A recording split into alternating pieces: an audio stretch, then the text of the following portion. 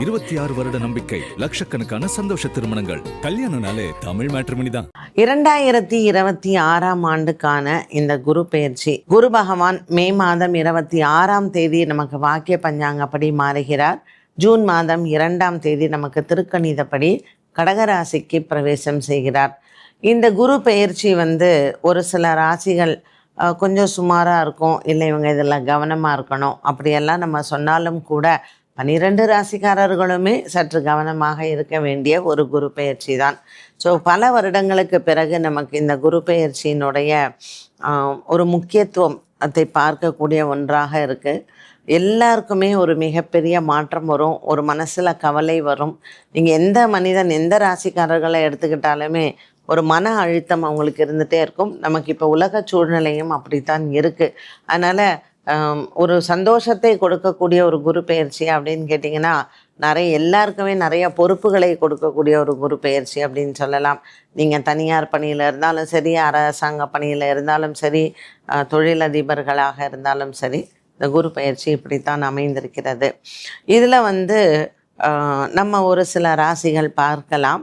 இவங்களுக்கு ரொம்ப ஓஹோன்னு இருக்கும் அப்படின்னும் இல்லை, ரொம்ப மோசமாக இருக்கும் அப்படின்னும் இல்லை, மத்தியமத்தில் இருக்கக்கூடிய ராசிகளை பார்க்கலாம். முதலாவதாக நம்ம பார்க்குற ராசி ரிஷப ராசி. இந்த ரிஷப ராசிக்காரர்களுக்கு பார்த்திங்கன்னா 3ஆம் இடத்துல குரு பகவான் வர்றார். உங்கள் ஃப்ரெண்ட்ஸ் எல்லாம் என்ன பண்ணுவாங்க, இப்போ நமக்கெல்லாம் இந்த அரியர்ஸ் பணம்லாம் வந்திருக்குப்பா, வா நம்ம அதை ஆரம்பிப்போம் இதை ஆரம்பிப்போம் அப்படின்ட்டுன்னு. ஸோ நம்ம கையில் கொஞ்சம் பணம் இருக்கும்போது நம்ம மனசை மாற்றக்கூடியதுக்கு ஒரு 4 பேர் இருப்பாங்க. அதனால் நீங்கள் என்ன பண்ணுறீங்கன்னா, இன்வெஸ்ட்மெண்ட் பண்ணும் பொழுது யாரை கேட்டு பண்ணணும் அப்படிங்கிறத யோசிச்சு பண்ணுங்கள். 2வது, எதற்காக பண்ணுறோம், இது நமக்கு பண்ணால் ஓகேவா அப்படிங்கிறதையும் நீங்கள் தெரிஞ்சுக்கணும். சும்மா அவங்க சொன்னாங்க அப்படிங்கிறதுக்காகலாம் நீங்கள் தயவு செஞ்சு பண்ணாதீங்க.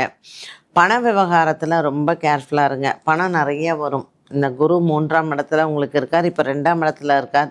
ஸோ நிறைய அரியர்ஸ் பணம் வரலாம், வர வேண்டியது எல்லாமே சேரும்.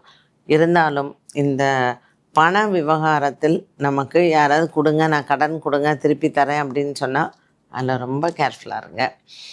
ஒரு சில வேலைகளில் நமக்கு பார்க்கும் பொழுது மனசுல எல்லாம் சின்ன சின்ன ஒரு சில குறைகள் எல்லாம் இருக்கலாம். அப்பா அம்மா பேசாமல் இருப்பாங்க, அக்கா தங்கச்சிங்க பேசாமல் இருப்பாங்க, சொத்து தகராறு இதெல்லாம் இருக்கும். இதெல்லாம் நல்லாயிடும் ரிஷபராசி அன்பர்களுக்கு. ஸோ குடும்ப ஒற்றுமையை பார்க்கும் பொழுது ரொம்பவுமே நல்லாயிருக்கும். எச்சரிக்கையாக இருக்க வேண்டிய விஷயம், பண விவகாரத்தில் கவனமாக இருக்கணும், ஏமாறாமல் இருக்கணும். அது ரொம்ப ரொம்ப முக்கியமான ஒன்று. இந்த ரிஷபராசியை தொடர்வது எந்த ராசி அப்படின்னு பார்த்திங்கன்னா, இந்த ஜென்மத்தில் இருக்கக்கூடிய கடகராசி. ஸோ குரு பகவான் நமக்கு நம்மளுடைய ராசியிலேயே தான் இருக்கார். அதிகப்படியான உடல் ஆரோக்கிய குறைபாடுகளை இவர் கொடுப்பார். அதோட கேதுவும் சேர்த்து வரும் பொழுது வயிறு, குறிப்பாக லிவர், கால் பிளாடர், இந்த பகுதிகள் நீங்கள் கவனமாக பார்த்துக்கோங்க. ஹார்ட் பேஷண்ட்ஸ் ஏற்கனவே இருக்கீங்க அப்படின்னாலும் இவங்கெல்லாம் இந்த செரிமான கோளாறுகள் வருவதற்கெல்லாம் வாய்ப்புகள் அதிகம் உண்டு. அதிலெல்லாம் நீங்கள் கொஞ்சம் கவனமாக இருந்தீங்க அப்படின்னு சொன்னால் ரொம்ப ஒரு பயமில்லாத ஒரு குரு பயிற்சியாக நமக்கு இருக்கலாம். ஏன்னா ராசியிலேயே நமக்கு கேதுவும் வரப்போகிறாரு. ராசியில் வரக்கூடிய கேது, 7ஆம் இடத்துல இருக்கக்கூடிய ராகு, அதே போல் நமக்கு ராசியில் இருக்கக்கூடிய குரு பகவான். இப்படிப்பட்ட ஒரு அமைப்பில் நம்ம கொஞ்சம் எச்சரிக்கையாக உடல் ஆரோக்கியத்தில் இருக்க வேண்டும் கடகராசி அன்பர்கள். அடுத்தது கொஞ்சம் நம்ம இந்த மத்தியமத்தில் வரக்கூடிய ராசியில் எடுத்துட்டோம் அப்படின்னு பார்த்திங்கன்னா, கும்பராசிக்காரர்களை எடுத்துக்கலாம். ஸோ கும்பராசிக்காரர்களுக்கு 6ஆம் இடத்துல வரார் குரு பகவான். அதனால் இந்த கும்பராசிக்காரர்களுக்கெல்லாம் வருவாய் ஓரளவுக்கு வந்தாலும் தேவையில்லாத சத்ருக்கள் நமக்கு கூடவே இருப்பாங்க. ஸோ கேது வர்றதுனால இந்த வெளிநாட்டுக்காரன் சத்ருவாக வர்றதுக்கான வாய்ப்பெல்லாம் இருக்குது. குறிப்பாக நம்ம கும்பராசிக்காரர்களுக்கு மட்டும் சில பரிகாரங்களை சொல்லலாம். முருகப்பெருமான் செவ்வாய்க்கிழமை தோறும் சத்ரு சம்ஹாரம் அவரை மனசில் பிரார்த்தனை பண்ணிக்கோங்க. முடிஞ்சால் சத்ரு சம்ஹார ஹோமம் கூட நீங்கள் தாராளமாக பண்ணலாம். அதனால் கும்பராசிக்காரர்களுக்கு ஓரளவுக்கு நம்ம மனசில் அந்த சத்ரு பயம் இருக்கும். குரு பகவானை வணங்குறதோ, வியாழக்கிழமையில் குரு பகவானை வணங்கி முருகப்பெருமானை வணங்குறதோ ரொம்ப ரொம்ப சிறப்பான ஒன்று. மறக்காமல் நீங்கள் பண்ணலாம். அதே போல் கும்பராசிக்காரர்களுக்கு இந்த 6ஆம் இடத்துல இருக்கக்கூடிய குரு பகவான் அலைச்சலையும் நிறைய கொடுப்பார். நம்ம ஏதாவது ஒன்று ஏம் பண்ணுவோம், அந்த ஏம் பண்ணுற ஒரு விஷயம் நமக்கு டபுள் செலவாகலாம், ட்ரிபிள் செலவாகலாம். ஸோ இறுதியில் நமக்கு காரியம் முடியுது அப்படின்னா கூட அது தேவையில்லாத செலவெல்லாம் பண்ணி நமக்கு முடியும். அதில் ரொம்ப கவனமாக இருக்கணும் கும்பராசி அன்பர்கள். அடுத்ததாக இந்த நம்ம கவனமாக இருக்க வேண்டிய ராசிகளில் பார்க்கும் பொழுது ரிஷபம் முதல்ல பார்த்தோம், அடுத்தது கடகம் பார்த்தோம், அடுத்தது நம்ம கும்பம் பார்த்துருக்கோம். இந்த 3 ராசிக்காரர்களும் கொஞ்சம் எச்சரிக்கையாக இருக்க வேண்டும். மத்தியமத்தில் பார்த்தோம். இதில் நம்ம மீன ராசியும் சேர்த்துக்கலாம். 5ஆம் இடத்தில் குரு பகவான் வராரு. நம்ம ஏன் 5ஆம் இடத்துல வராரே நல்லா தானே இருக்கும் அப்படின்னு நம்ம நினைக்கலாம். பட் ஜென்மச்சனி இருக்கிறதுனால தன்னம்பிக்கை ரொம்ப குறைவாக இருக்கும் மீனராசி அன்பர்களுக்கு.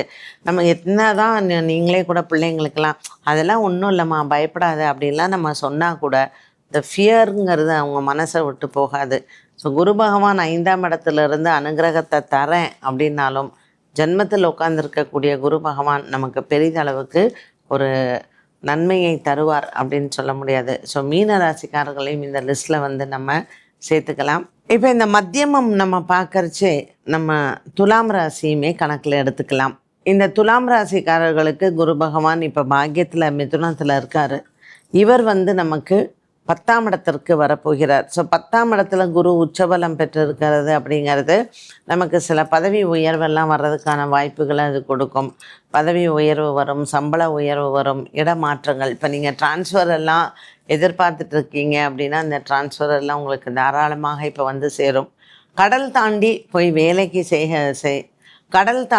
போய் வேலை செய்யக்கூடிய ஒரு யோகத்தை குரு பகவான் மட்டும் கொடுக்க போகிறதில்ல, உங்களுக்கு கேது பகவான் அவர்களோட சேரும் பொழுது கொடுப்பார். ஸோ நீங்கள் 2027 பிகினிங்கில் குரு பகவான் கேது பகவானினுடைய அனுகிரகத்தை பரிபூர்ணமாக நீங்கள் கிடைக்கும்.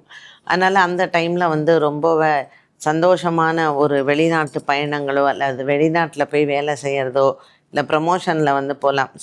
சில பேரெல்லாம் ஆன்சைட் கிடைக்குமா அப்படின்னு நம்ம எதிர்பார்க்குறோம் இல்லையா. இந்த ஆன்சைட்டெல்லாம் துலாம் ராசிக்காரர்களுக்கு 2027 ஜனவரி பிப்ரவரிக்கு மேலே வர்றதுக்கான வாய்ப்புகள் இருக்குது.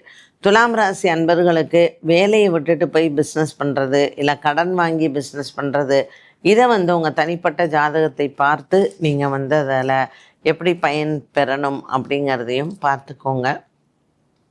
பெரிதளவுக்கு நமக்கு ஒரு நஷ்டம் அப்படிங்கிறது வராவிட்டாலும் வேலை விஷயத்தில் நம்ம கவனமாக இருப்பதும், நம்மளுடைய பொருளாதாரம் எந்த அளவுக்கு செலவாகும் அப்படிங்கிறதையும் கொஞ்சம் நம்ம கவனத்தில் கொள்ள வேண்டும்.